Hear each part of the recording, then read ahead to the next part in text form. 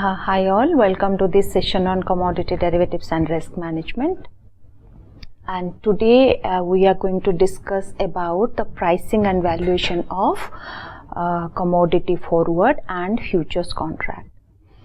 And let me start this session by asking a question to all of you. What is the difference between value and price? How many of you will be able to tell what is the difference between price and value? Okay, let me give an example which will clarify this very basic yet important understanding. Let's say you go and buy a company's share from the stock market at a price prevailing, let's say 180 rupees, and your order got executed around 11 o'clock in the morning. So you bought the company's share by paying 180 rupees. So that is the price. Let's say there is no change in the price for, let's say, coming another half an hour, 45 minutes. And in the meantime, the value of your investment has remained unchanged. So there is no value for you, or your value of the investment is zero. Let's say after half an hour, some positive news about the company comes and price increases to 220. So sometime in the afternoon, when you sold the share at 220 rupees. So when you sold that one, or when the share is quoting at 220, the value of your investment is now 40 rupees.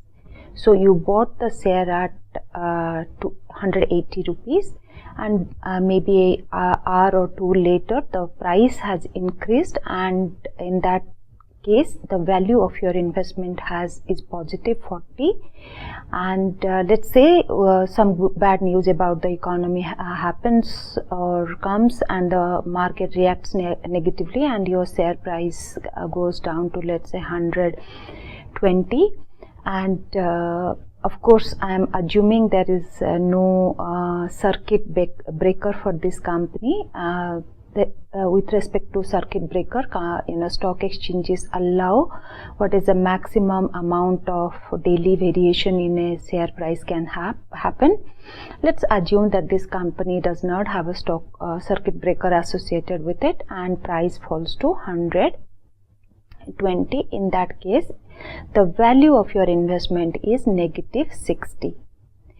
Now today, as I had mentioned, that we will be discussing different aspects of pricing and valuation of commodity forwards and futures contract. Now all commodity derivative contracts, or any derivative contract, derives its price from the price of the underlying asset, that is in this case the commodity. So we must have information related to spot price. So what is the spot price prevailing today? So that is going to be one of the important parameter, or the most important parameter for pricing our derivative contract. Now you know that commodities trade almost all places. So let me give an example. Like if you go and ask buy a packet of sugar, you go to your neighborhood shop, and each of you, whoever is seeing this video, if you go and if you ask the price, I'm sure each of you will be getting a different price depending upon the where are you, whether you are a rural town, or whether you are a big shopping mall, or depending upon which state, you may end up paying a different price. Now when we are talking about the spot price, so which price are we going to consider? Considering this spot price for a commodity can vary significantly from place to place. Now exchanges collate the spot price information pertaining to a particular commodity from the major trading center for that particular commodity. and this major trading center normally happens to be the basis center for delivery, which is mentioned in the commodity contract specification. Now let me take you to this particular link file. It is the sugar M grade, medium grade sugar. I hope you are able to see the left column. So this is your, yes. Now this sugar M grade price, that medium grade sugar price at Kolhapur on the polling which has been taken on 27th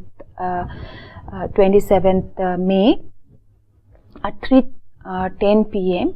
So this is 3578.75, and also around same time in the afternoon, the National Commodity Derivative Exchange has conducted a poll among major market participants to find out the price at which they are buying and selling sugar in the respective market. So you have a Kanpur, Erode, Muzaffarnagar, Delhi, Kolkata, and if you can see as clearly visible, the price at Kolkata is 3,720 rupees per quintal, and at Kolhapur it is 3,578.75. So the exchanges take the responsibility of collating this information, and by conducting poll and informing this or letting this information made available in the exchange, commodity exchange, so that derivative traders, futures and options trader are able to use this information for pricing the derivative contracts.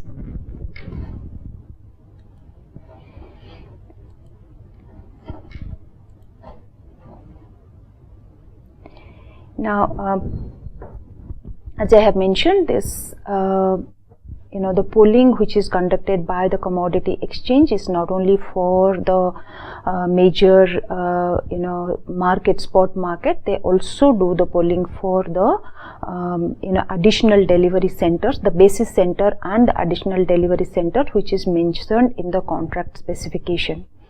So if you recall, in the sugar M grade futures contract at NCDEX has Kolhapur as the basis center, and Belgaum, Erode, Delhi, Kolkata, Pune, Sangli, etc. as the additional delivery center. If you do not recall the contract specification for the sugar M grade, I'll advise you to go to NCDEX website and download the contract specification for sugar M grade. Now, how exactly the polling is done, what is the mechanism followed by the commodity exchange to poll, who are the market participants. So all this information is very clearly elaborated or made available by the exchange. So this is the document which is NCDEX spot polling mechanism is the complete detail of the polling mechanism is mentioned here, and this is an interesting document. So you do spend time to read this and how price tracking is done and all interesting important information pertaining to calculation of spot price. Polled spot price, I should not say spot price, calculation of polled spot price is very clearly mentioned, and this is a very important requirement, because unless traders know what is the prevailing spot price, they will not be able to price the derivative contracts. Now let's I'll take you to the. So this is the, I hope you are able to see this screen. Let me increase the screen size. Yes, this is the live futures quote at NCDEX. Market is currently on right now. If you can see this, this is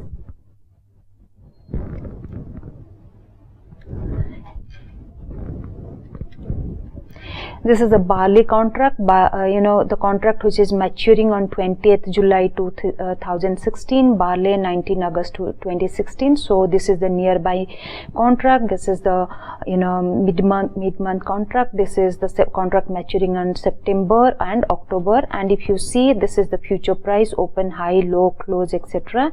And you have a change compared to the previous day, percentage change, average trading price. So throughout the day, the average price at which this barley contract has traded. And please see this one, this is 1625.7. this is the old spot price which has been collected by the National Commodity and Derivative Exchange and has been made available to the traders. Similarly, you have chana, this 8152.1, and different for all derivative contracts. They are making available, or NCDEX is making available the spot price.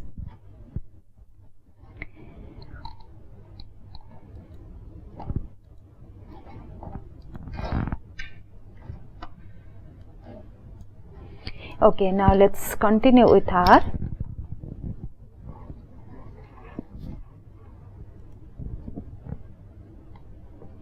Now, before we go to the discussion on how do we value forward contract or futures contract with respect to commodity underlying, let's focus our discussion little bit too on what is a investment asset and what is a consumption asset. Okay, let me ask you a question. If I ask you to elaborate what are your financial assets, your or your family members' financial asset, you will probably mention bank fixed deposit, some insurance policy, public provident fund, some equity investment, mutual funds, maybe some debentures, and real estate. So these are your investment assets, which are financial investment asset. And under the commodities, again, commodities can be categorized as investment asset and consumption asset. So which are investment assets? Commodities which are primarily held for investment purpose, such as gold and silver. Of course, in Indian context, maybe many people may not be holding silver as an investment commodity. However, of late, many people have started investing in exchange traded funds of silver to make profit from the movement of the silver price. So gold always has been an investment asset. Most of the people hold gold either in jewelry form or bar or gold form for getting some return out of it. And another commodity which is getting a lot of attention of late, of course not in Indian context but in international context, as far as it being considered as an investment asset, is the crude oil. So now many hedge funds and exchange traded funds are investing in crude oil to make profit out of this crude oil. So crude oil is also being considered as another investment asset. In the Western market context, not in Indian context, not many people hold warehouse receipts of crude oil and try to make profit out of the price movement of the crude oil. In this context of hedge fund money or exchange traded fund investment going to crude oil, a new term is being coined, that is called financialization of commodities. So when a lot of investment money flows to a particular commodity, this commodity tend to exhibit significant amount of volatility, and a lot of research, a lot of debate also is going on whether financialization of this commodity is leading to excess price volatility. Now let's go to our understanding of which is a consumption commodity. Consumption commodities are those commodities which are predominantly held for the consumption purpose, like your wheat, aluminium, coffee, rubber, steel, all these are your consumption commodities. Now when we go and talk about pricing of forward and futures contract for financial asset, we use a model called cost of carry model. So what exactly is a cost of carry model? Let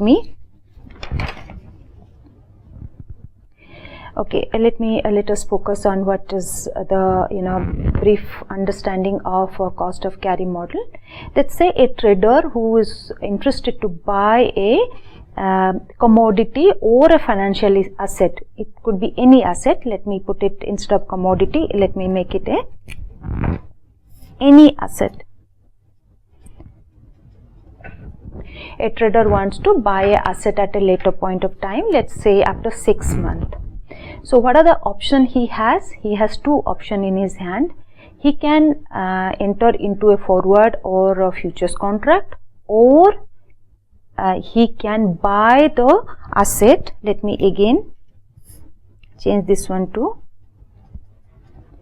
he can buy the asset now and carry it till 6 months. So he has two options. He can enter into a forward contract, that is long forward contract or long futures contract, so that he will have the underlying asset with him after 6 months, or as part of option 2, he can buy the asset today and carry it till 6 months. So he would incur, any option he chooses, his cost is going to be the same in both options. So this cost of carry model proposes that a forward or futures contract is going to be priced based on the cost of carry model. So what is exactly? So forward or futures price, futures contract should be priced as per the cost of carry model. So that, what is the carrying cost? Carrying cost is the cost of buying the commodity and holding it till the maturity or the 6 months, 6 months in this case. So what is the total cost involved? That is going to be equal to the forward price or future price the trader is going to quote. So in case of regular financial asset, you have a foregone interest cost, and also in case of commodities you have storage cost. In case of financial asset, you do not have a storage cost associated with it, but in case of your commodities, there is some storage cost associated. Now let's take some numerical example to understand how this cost of carry model is calculated using both financial underlying as well as commodity underlying.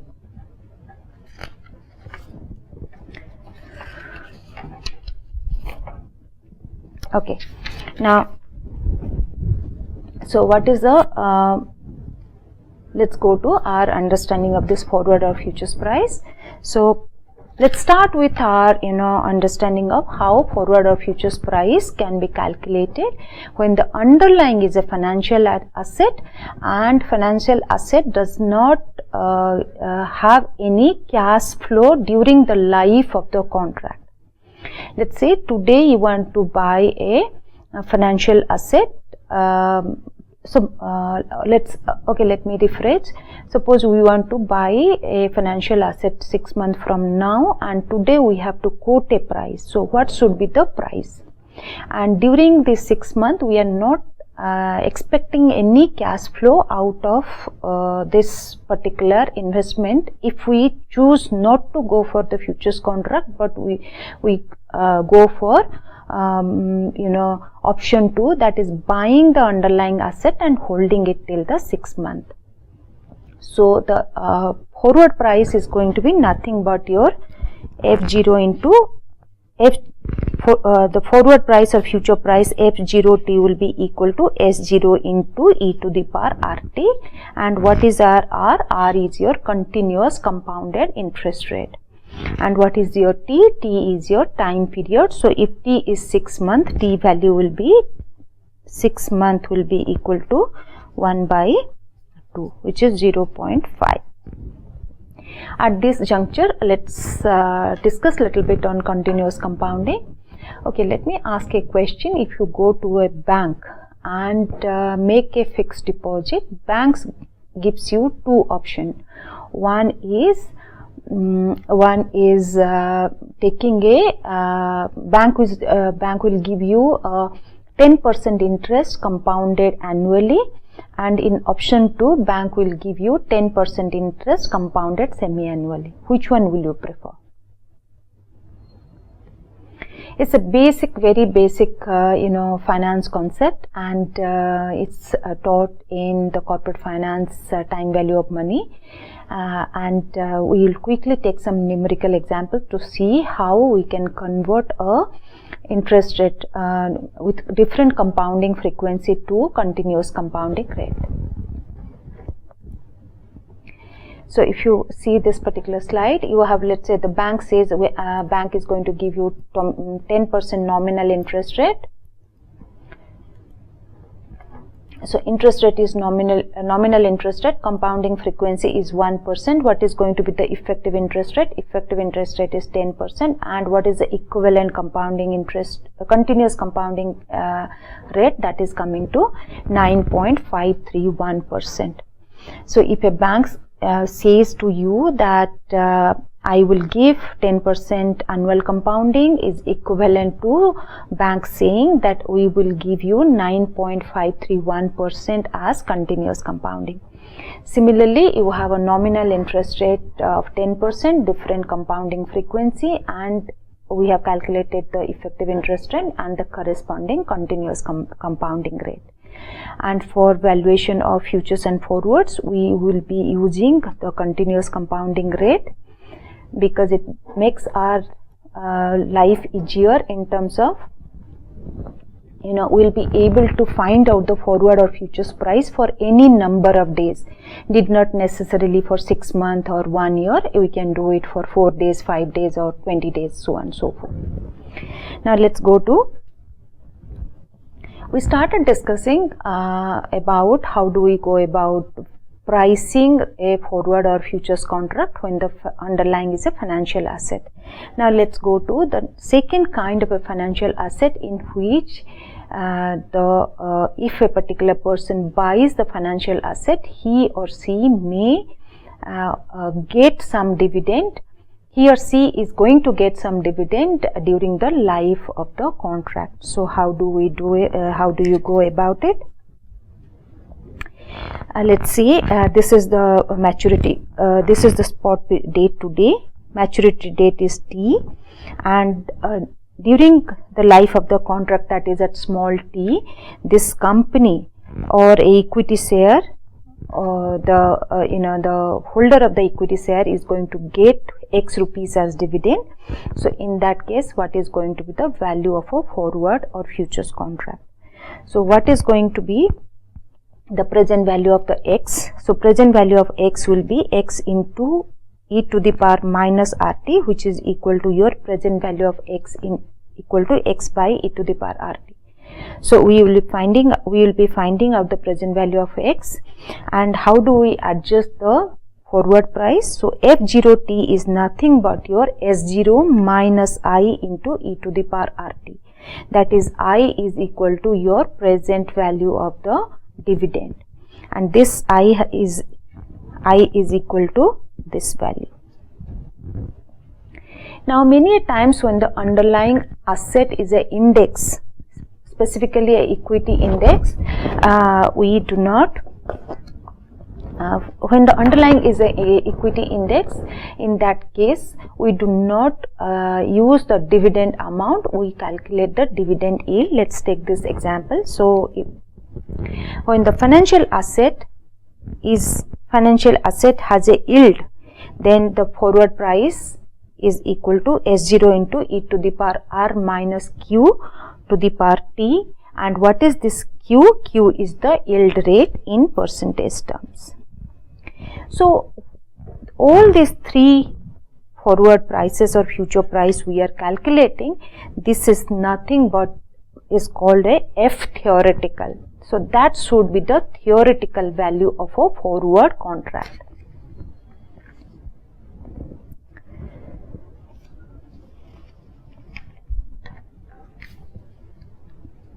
Now suppose in real life we are calculating the forward contract to be something, but the same contract is quoting at a different price in the market. So what is going to be our strategy?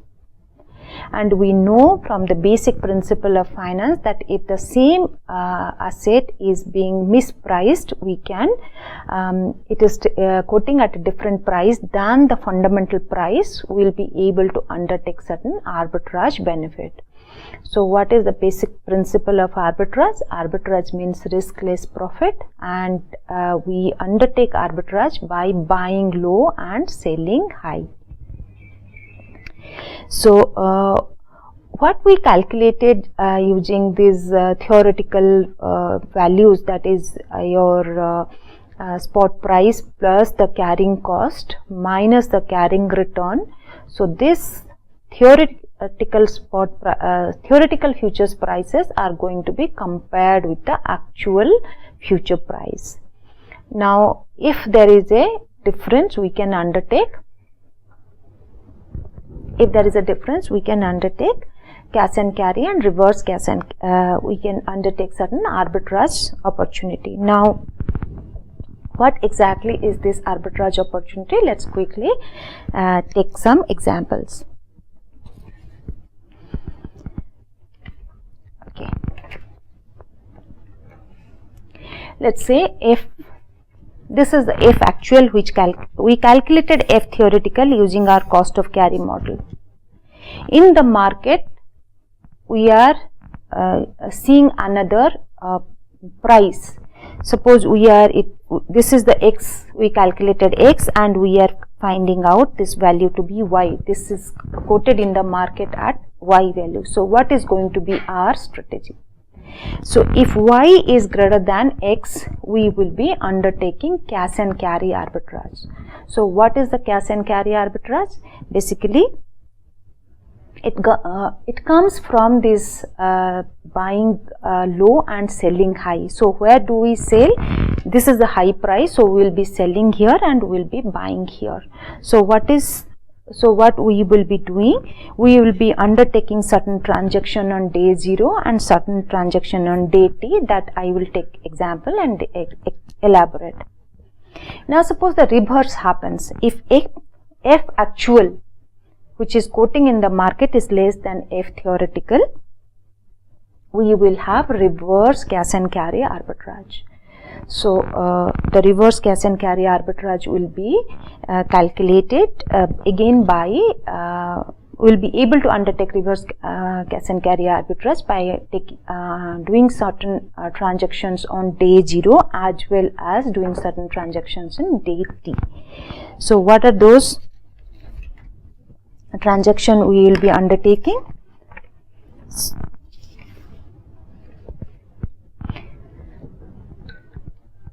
Let's go to the screen, and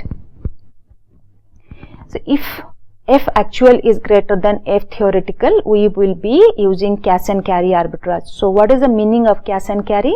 Cash and carry means I borrow the spot price, buy the underlying and simultaneously enter into a short forward contract. And on day t, what do? I deliver the underlying, I receive the F actual and I return S0 with interest. Similarly, if other way happens, that is F actual, the price prevailing in the market is less than F theoretical, that is the price which we are calculating, we can undertake the reverse cash and carry. So what is a reverse cash and carry? We will be selling the underlying at S0 and we will be lending the S0, the sales proceed of the spot price at a rate for a period which is equal to the maturity period of the forward contract, and simultaneously we will be entering into a long forward contract. F actual is less, so we will be buying the forward contract, and on the maturity date t, we will receive S0 with interest. We will take delivery of the underlying from the forward contract and we will be paying F0 as part of the forward contract. Now let me summarize what we discussed today. We started with our discussion on what is the difference between price and value, and we also discussed how futures price for financial assets can be calculated, and if the calculated price is different than the price which is prevailing at the market, it will give us an opportunity to undertake arbitrage. So if the actual price prevailing in the market is less than the price prevailing in the if the actual price is less than the theoretical price, we will undertake reverse cash and carry, and if the actual price is greater than the theoretical price or the calculated price, we will undertake cash and carry arbitrage. So with this, I will end up this session. We will continue with the remaining part of the session in the next class. Again, looking forward to interacting with you all.